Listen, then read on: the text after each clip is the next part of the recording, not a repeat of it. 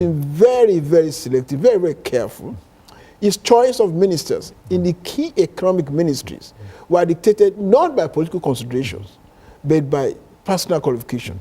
To the key minister of finance, power, trade and investment, agriculture, oil, petroleum, and aviation. He has appointed people who have considerable level of professional competence and high personal integrity. And these are the people from what we call the core of his economic management team, along with the central bank governor, who Forbes described just 2 days ago as Africa Person of the Year. These are the people who are facing the economic transformation policy of Goodluck Jonathan, designed to improve quality of life and living standards of our people. And what they're trying to do is to ensure that the economy is reorganized, is restructured. And the first part of the major problem is that we are an oil-producing nation, but we have all kinds of other resources. And we are a major agricultural country until we discovered oil. One of the objectives is to, while we want diminishing the importance of oil, we want to use the resources of oil to develop other sectors of our economy, like agriculture, like the cotton industry, cottage industry, like non-oil minerals, so that we can have a balanced and diversified economy. Right now, I think 95% of our our national income is derived from oil. That position is unacceptable and is not sustainable for a long period.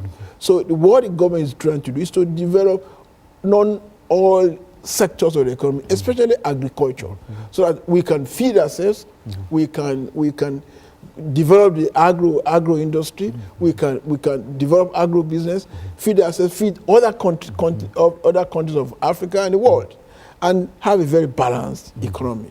That's what the Jonathan is doing. Also, the international community accused of unfairly, though, of corruption, whatever they want to do.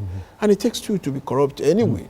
Most of these people, this case of corruption, sometimes, quite a number of them, are instigated by people, by foreign partners who believe that they could use some piece of money. It takes two to tango. But President Goodluck Jonathan is determined to treat that canker of corruption and control it, combat it, so that Nigeria be a free society. We are creating an environment conducive to trade, to meaningful trade. We have, for instance, there's a one-stop shop in Abuja, whereby anybody wanting to establish business in Nigeria can be told all that he needs to do to establish business. We are creating conditions for foreign direct investment. Our own economic transformation program is predicated on substantial contribution, first from the private sector. It must be private sector driven. And we also want foreign private investment. So all our missions are be mandated to do what they can to attract foreign investment to our country. And in the process of doing that, the government has created the machinery necessary to be able to entertain this foreign private investment, creating conditions that will enable them to develop, to contribute, bring their investment to Nigeria, and be able to, and creating conditions that will make investors finding it easy to be able to invest in the economy. For instance, there have been many new laws. For instance, our stock exchange have been reorganized, our banking system have been reorganized, and we have, and there are laws by which, for instance, anybody who makes, any foreign investor is allowed to carry his entire profit back to his country. And we do so many things just to attract direct foreign private investment to Nigeria. As I'm talking now, I'm expecting a delegation of Nigerian businessmen in the next 2 weeks for an event in Las Vegas, which will center on power generation. And we are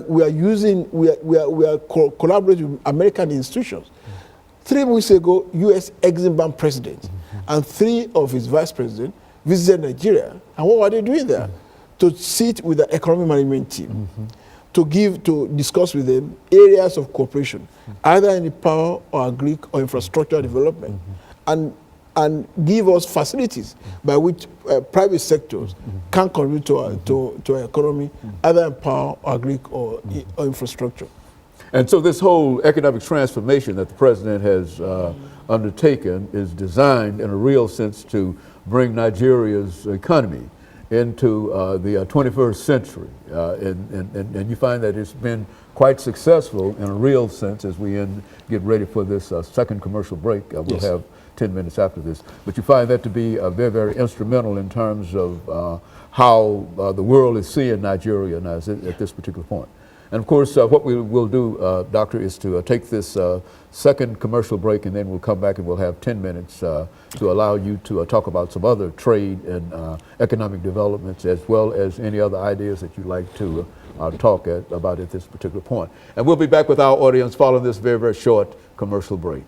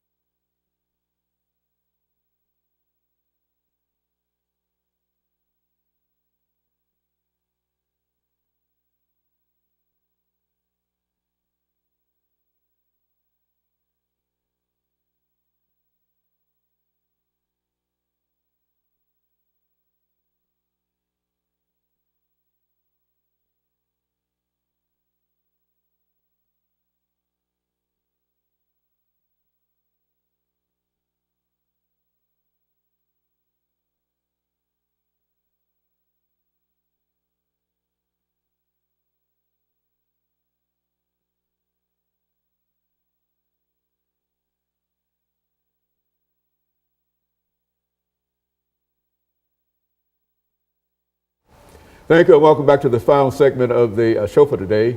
We're talking to Dr. Adefuye, the ambassador to the United States from the great state of Nigeria. And he's given us some information about Nigeria dealing with trade relationships, politics, and economic developments. And Doctor, let us see if we can again move back into trade and economic developments and to talk about some special projects that you might have underway at this particular time. Well, there are quite a number. Like I said in the earlier segment, we have an economy that is oil dependent. And what we want to do is to diversify the base of our economy and make sure that we trade in non-oil exports. We are inviting foreign direct investment to Nigeria, and we're inviting companies to come and set up in Nigeria to trade with our people. Like I said, there's tremendous advantage in trading with Nigeria. Our population, 150 million, 20% of the whole African continent, 10% of the entire black people in the whole world. We simply can't beat our market. And therefore, we believe that once companies that want to do business with us, when they do come there, in terms of market, in terms of marketability, in terms of the availability of profits, there's hardly any country, in fact, there's virtually no country that can compare with Nigeria. I'll give you an example. When we privatized our telecommunication industry, unfortunately, some American companies that would have come, they said there was problems in Niger Delta and all that. A few of them came, but I tell you today, those telecommunication industries, MTN, for example, from South Africa, they will tell you they have never made such profits within such a short time ever in their lives. That's telecommunications. Yes, they have never made such profit at such a short time, any time in their lives. And it's still growing because of the market. Everybody now carries around mobile phones in Nigeria. Everybody. The land phone is almost passing out. It's the same thing with, that's been an attraction. That reason where major US companies particularly in the distributive and retail trade, like Walmart, now want to come to Nigeria. They've been in my office once, we discussed. They are making arrangements, and when they are ready, we sort out the final details, and they'll be in Nigeria. And from what they've told me, they want to be in Lagos and Abuja. You simply can't beat the rich because of the market in Nigeria. So we are waiting for them. And they are not the only company. Many banks, I'll give you other examples. I came back from Nigeria on Monday, and what did I go to do? I was on the maiden flight of Continental Airlines that was going to Nigeria, that was already beginning a daily flight from Houston, Texas to Lagos every day. Every day. And the very first flight was almost packed full to Nigeria. And the return flight was almost packed full. In December, I was also with United Airlines going on 4 flights a week from Washington to Accra to Lagos. So within a space of 9 months, 2 U.S. airlines began operating in Nigeria, and Delta started some 2 years ago. And right now, they started operating from Atlanta to Lagos every day on the 777, and 4 times a week they fly from New York through Accra to Lagos. So, and there are many airlines still wanting to come with us. So, we're working on details about that. So, many companies in the U.S., because they now have confidence in the government of Dr. Goodluck Jonathan, because we created an environment conducive to trade, because they know the availability of the Nigerian market, many U.S. companies now want to trade in Nigeria, and on our own part, we are creating the environment for them to come, and we're doing the best we can. There are other areas in which we are exploring opportunities for trade in the United States, especially in the areas of agri. They're there, and Nigerian embassy in April or around March or April, we intend to hold a road show, an agricultural road show, whereby we invite potential U.S. investors who are interested in agriculture to come and meet their Nigerian counterparts with the support of the U.S. Exim Bank, who will be there. They're supporting us to be able to and give them the necessary guarantees to trade and invest in agricultural potential of Nigeria. That's the kind of thing we want to do. When we finish that, we're going to emphasize infrastructure, road, rail, and all that. I want American investors to come and meet their Nigerian counterparts with the support of top-level financial institutions, World Bank, U.S. Exim Bank, to be able to establish trading contact with Nigeria at various levels. So we are creating all kinds of linkages between Nigeria and the U.S. companies to be able to trade with Nigeria. Because for us in Africa, I keep saying to my U.S. friends, we don't want aids, we want trade.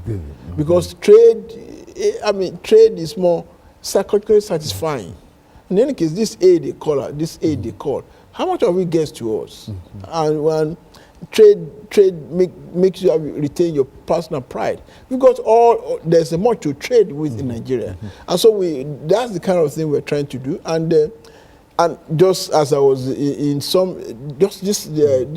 this afternoon, in some of the medical institutions I visited, they want to establish linkages with Nigerian universities so that we have exchange of students, exchange of faculty, so that we can be able to strengthen the bond and trade between Nigeria and the United States. So there's so much going on in Nigeria, and we invite the city of Nashville to come and join us.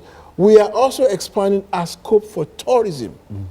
Tourism is going to be a good source of income for Nigeria.